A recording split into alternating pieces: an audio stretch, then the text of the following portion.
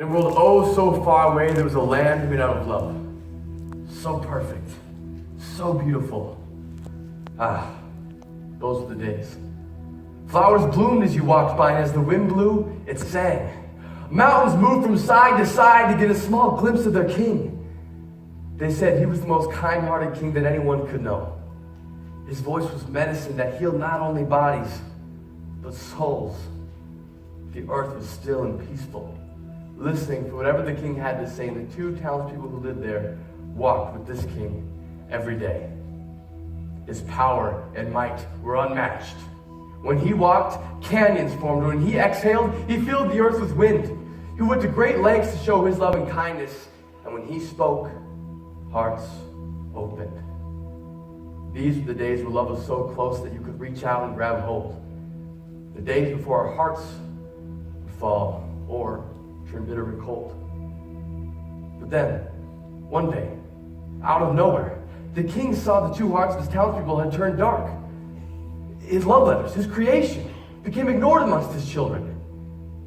He knew that this meant only one thing. They must have met the villain. Evil had a personality. Lies have a father figure. Where the king is love and life, the villain is death and the gravedigger. The king saw his townspeople had changed. They felt anger and shame, and a curse filled the perfect land. Suddenly the people ran from their king and didn't trust his plan. They moved from being a son and daughter of the king to slaves of the villain. They became so full of lies they couldn't recognize what was real. They got so far from the truth that soon to them, the king became a fairy tale. The land turned to myth. His love and power turned to fable, and the king watched as his own creation labeled him as less than able.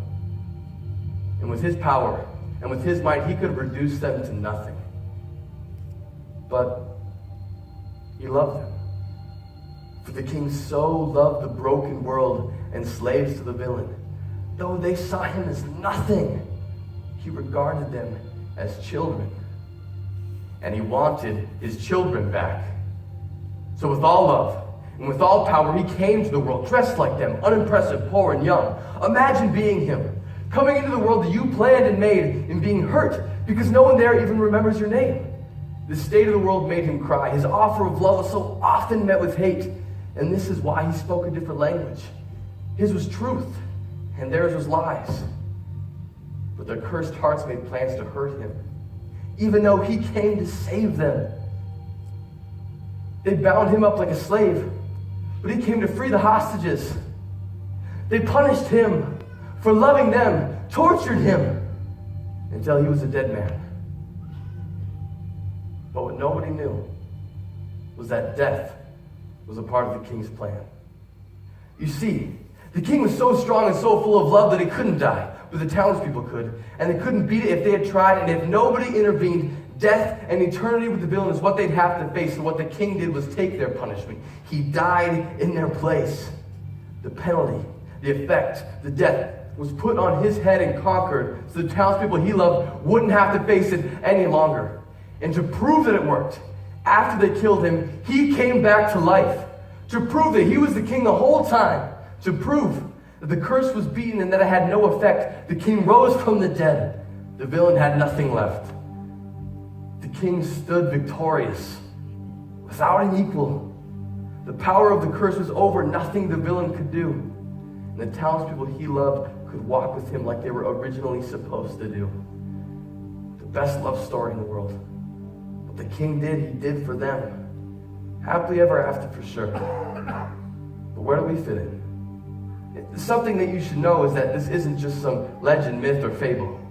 No, this story of love isn't just a fairy tale about a king and his townspeople. Instead, it's a love letter. A gift of grace given to you because I alone am able. Yes, I am the king. And you are the townsperson, but don't worry, sweet child. Remember, I took the curse of sin on myself. There's nothing you need to do. Sweet sons and daughters, before the beginning of the time, I already told you that I loved you. I chose to die and cancel the curse. So, one of two options you can choose. Will you be slave to the villain or be welcomed into my kingdom?